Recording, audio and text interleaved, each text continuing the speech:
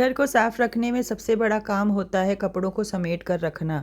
चाहे जितना भी समेट लो, कपड़े कभी समेटते ही नहीं। नमस्ते friends, welcome back to my channel. तो कपड़े रखने के लिए मैंने ये कुछ ऑर्गेनाइजर मंगाए थे ऑनलाइन और ये बहुत ही अच्छे निकले, काफ़ी सस्ते थे।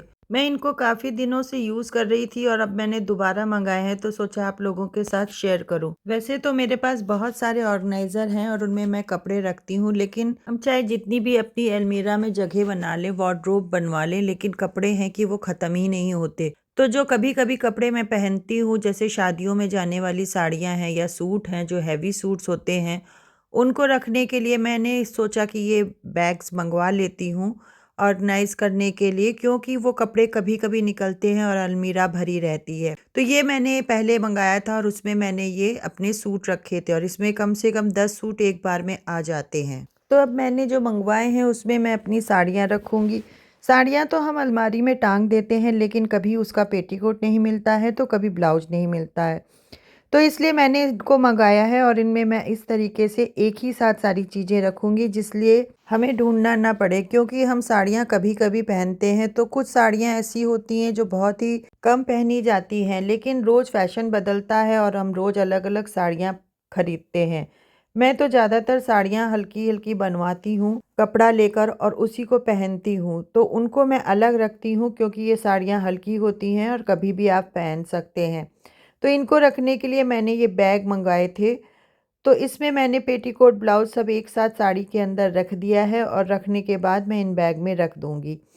तो मेरी जो साड़ियाँ हैं वो सब एक जगह पर हो जाएंगी और सारी ब्लाउज और पेटीकोट भी उसके एक जगह हो जाएंगी, और मुझे जब साड़ी पहननी होगी तब मैं इसको निकाल करके पहन लूँगी और जगह भी बहुत कम होगी और हमारी अलमीरा भी खाली हो जाएगी।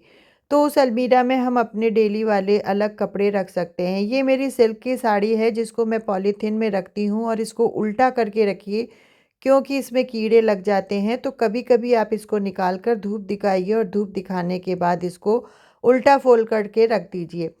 अब मैंने ये दूसरा बैग लिया है और इसमें मैं वो कपड़े रखूँगी जो अभी स्टिच नहीं हुए हैं या मैं जिनको डीआईवाई के लिए बना मंगाती हूँ। तो वो सारे कपड़े इधर उधर रखे रहते हैं, कभी हम इधर रखते हैं, कभी हम उधर रखते हैं। तो मैंने ये सारे कपड़े एक ही जगह रख दिए हैं और इसको मैं एक जगह रख कर के डीआईवाई जब मुझे बनाना होगा निकाल लूँगी और निकालने के बाद डीआईवाई बना लूँ, या फिर मैं इनका सूट जो सिलवाने हैं वो सिलवा लूँगी। मुझे इसको इधर उधर अलमीराज में ढूंढना नहीं पड़ेगा। तो एक में मेरे सारे अनस्टिच कपड़े आ गए हैं, एक में मेरे सारे सूट आ गए हैं और एक में ये साड़ियाँ आ गई हैं। अब मैं इनको अलमीरा में ऊपर रख दूंगी वार्डरोब में, और देखिए कितनी आसानी से ये ऊपर नीचे आ गए हैं और काफ़ी जगह अभी भी बची हुई है। इसके बाद मुझे बनाना था खाना। तो बच्चों को मेरे कढ़ी बहुत पसंद है, तो आज मैं कढ़ी बना रही हूँ और ये यूपी की कढ़ी है और मैं बहुत ही आसान तरीके से बनाती हूँ। तो आप पूरा वीडियो लास्ट तक देखिए। मेरे तरीके से अगर आप कढ़ी बनाते हैं तो आपकी कढ़ी कभी नहीं फटेगी। तो सबसे पहले आप बेसन ले लीजिए अपने घर के मेंबर्स के हिसाब से और उसमें पानी डालकर उसको घोल लीजिए और उसको खूब अच्छी तरीके से फेंटिए। फिर एक बर्तन में आप पानी ले लीजिए और उसमें थोड़ा थोड़ा बेसन डालकर देखते जाइए। बेसन अगर ऊपर तैरने लगेगा तो मतलब आपकी कढ़ी का पकौड़ी बनाने के लिए आपका बेसन तैयार है। तो बेसन में कभी भी पकौड़ी बनाने के लिए जब हम फेंटते हैं तो उसमें पहले नमक नहीं डालना चाहिए। नमक हमेशा बाद में ही डालना चाहिए। अगर आप पहले नमक डाल देंगे तो आपकी पकौड़ियाँ टाइट बनेंगी और आपका बेसन फूलेगा नहीं, पकौड़ियाँ फूलेंगी नहीं। तो मैंने लिया है कढ़ाई में तेल। तेल थोड़ा सा ज़्यादा लेना है और अब मैंने नमक डालकर इसको फिर से एक बार फेंट लिया है जिससे कि नमक अच्छे से मिल जाए।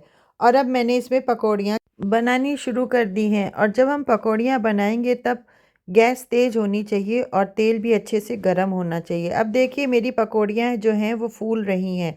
वो एक पकौड़ी जो है वो डबल हो जाएगी, आपको डबल पकौड़ियाँ दिखाई दे रही होंगी, एक फूल कर दो दिखने लगेंगी। तो इस ऐसे ही आप पकौड़ियाँ बनाइए, क्योंकि जब हमारी पकौड़ियाँ अच्छे से फूलती हैं तो फिर वो खाने में टाइट नहीं होती हैं और ख़राब नहीं लगती हैं। इसके बाद मैं लूँगी 2 बड़े चम्मच बेसन। आप अगर ज़्यादा बना रहे हैं तो ज़्यादा ले सकते हैं, और दही भी मैं 2 चम्मच ही लूँगी क्योंकि मेरा दही ज़्यादा खट्टा नहीं है, इसलिए मैं ज़्यादा ले रही हूँ। और अगर आप ज़्यादा कढ़ी बना रहे हैं तो और ज़्यादा ले सकते हैं, आपको जितनी खट्टी खानी है उस हिसाब से। उसके बाद में मैं इसमें डाल रही हूँ करीब आधी बोतल पानी, और इसको मैं बहुत अच्छे तरीके से घोल दूंगी जिससे कि इसमें लम्स ना पड़े और सारा एक सा हो जाए, बेसन और दही दोनों अच्छे से मिल जाए। और उसके बाद फिर मैं इसमें और पानी डालूंगी। तो मैं इसको बहुत अच्छे तरीके से फेंट लूंगी और अब इसमें और पानी डाल दिया है और अब इसको बहुत अच्छे से मिला लेंगे। अगर ये अच्छे से नहीं मिलेगा तो इसमें बेसन की गुल्थियाँ रह जाएंगी। अब मैंने ली है करीब 4-5 लहसुन की कलियाँ। मैं लहसुन डालकर बनाती हूँ, आप चाहो तो नहीं भी डाल सकते हो, स्किप कर सकते हो। आप सिर्फ इसमें मेथी भी डाल सकते हो। तो मैंने ली है करीब 4 चम्मच, छोटे 4 चम्मच तेल, सरसों का तेल है और उसमें मैंने डाल दिया है ये लहसुन और आधी चम्मच करीब मेथी दाना डाल दिया है। जब मेथी थोड़ी पक जाएगी तब मैं इसमें राई डालूंगी और राई डालने के बाद मैं करीब 1 छोटा चम्मच इसमें हल्दी पाउडर डालूंगी और थोड़ी हींग और इन सब को पका लेंगे। पकने के बाद फिर जो घोल हमने तैयार किया था दही और बेसन का, उसको इसमें डाल देंगे। जब ये घोल डाल रहे होंगे तब गैस तेज होनी चाहिए, क्योंकि इसको नीचे से चिपकने नहीं देना है और इसको चलाते रहना है और गैस को फुल पर ही रखना है। फिर जो हमारा दही बचेगा उसमें हम और पानी डाल करके इसमें छान कर डाल देंगे। छन्नी से छानना इसलिए ज़रूरी है कि अगर आप इसको छानेंगे तो आपकी कढ़ी जो है वो स्मूथ बनेगी। अब हम इसको लगातार चलाते रहेंगे जब तक उबाल नहीं आएगा और ऊपर से फेना नहीं बनेगा। अब देखिए मेरी जो कढ़ी है वो खौल खौल के आधी हो गई है। काफ़ी जो भरी हुई थी वो अब थोड़ी कम हो गई है। तो जब ये आधी पक जाएगी तब हम इसमें अपने स्वाद के हिसाब से नमक डालेंगे। पहले नमक इसलिए नहीं डालेंगे कि अगर आप पहले नमक डाल दोगे तो आपकी कढ़ी फट जाएगी। तो मैंने अब इसमें मेरी करीब करीब पक गई है और मैंने इसमें अब डाल दी है पकौड़ियाँ। पकौड़ियाँ डालने के बाद हम इसको थोड़ा सा और खौलाएंगे और उसके बाद फिर हम इसमें छौंका लगाएंगे। तो मैंने लिया है करीब 2 चम्मच देसी घी और उसमें डाली है 4 से 5 लाल मिर्चें। मिर्चें मैंने कढ़ी में नहीं डाली थी, आप अगर तीखा खाते हैं तो कढ़ी में भी मिर्चें डाल सकते हैं। और डाली है थोड़ी सी हींग और छौंका लगाकर इसको ढक देंगे। ढकने से ये होता है कि इसकी महक नहीं उड़ती है। तो थोड़ी देर इसको ढका रहने दीजिए और उसके बाद इसको गर्मा गर्म सर्व करिए, चावल के साथ खाइए। तो आप मेरे तरीके से बनाएंगे तो आपकी कढ़ी कभी नहीं फटेगी। और मुझे कमेंट करके बताइएगा कि आपको कैसी लगी। तो प्लीज़ मेरे चैनल को सब्सक्राइब करें और कमेंट करके ज़रूर बताएं। फिर मिलते हैं।